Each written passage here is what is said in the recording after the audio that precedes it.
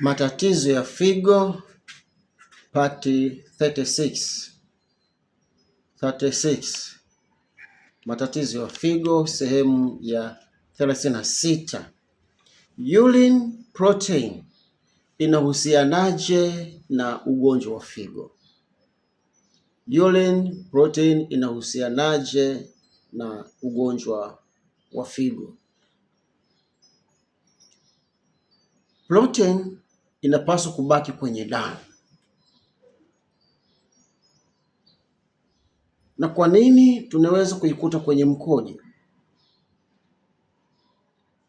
Kwa kawaida, glomeruli, tulijifunza kuhusu glomeruli masomo ya nyuma. Glomeruli ni nini? Tujifunza hilo somo, unaweza kufuatilia huko nyuma. Glomeruli hufanya kazi kama chujio na kuzuia protini nyingi zisipotee kupitia mkojo. Lakini sasa glomeruli zikiharibika, hivi vizuizi, vichujio vya protein vikiharibika, sasa protein ndiyo kwanza huanza kupita kwenye mkojo, na ikishaanza kupita kwenye mkojo protein, basi hali hiyo huitwa proteinuria. Tulijifunza pia somo la proteinuria huko nyuma.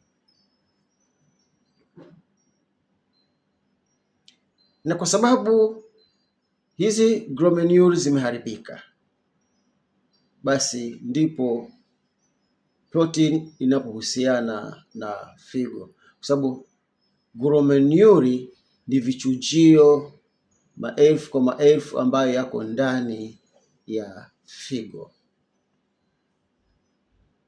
Hiyo hizi glomeruli zikiharibika, hivi vichujio vikiharibika ndani ya figo, basi protein ni rahisi kupotea, na ikipotea itaonekana kwa njia ya mkojo. Huo ndio uhusiano wake.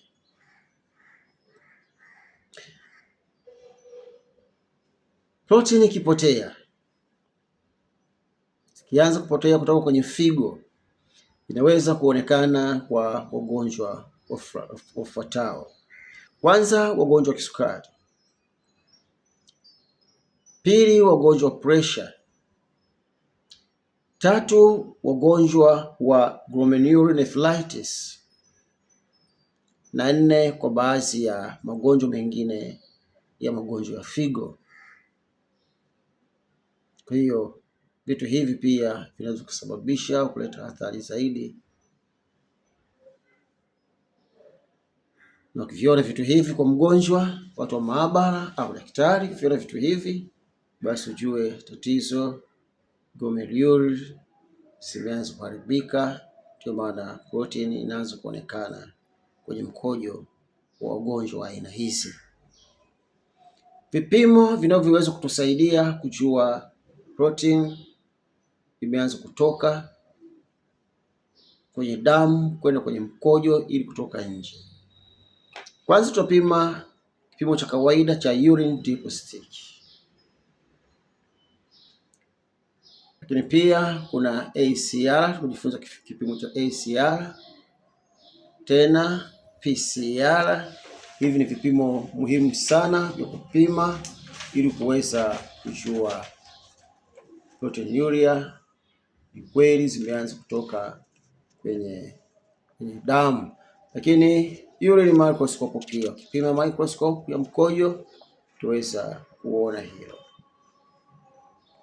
Protein kwenye mkojo sio ugonjwa, kimsingi sio ugonjwa wenyewe, ni ishara tu, nayo ni warning tu inayoonyesha kwamba au inayotuambia kwamba kuna tatizo linalohitaji uchunguzi kwa huyo mgonjwa.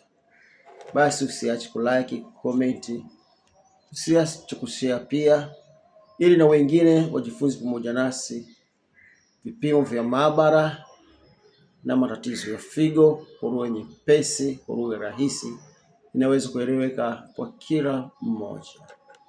Lakini usiache pia kunipigia simu 0740 33 11 30 kama una swali lolote kuniuliza au kuna jambo lolote unahitaji tuzungumze. Mungu akubariki sana.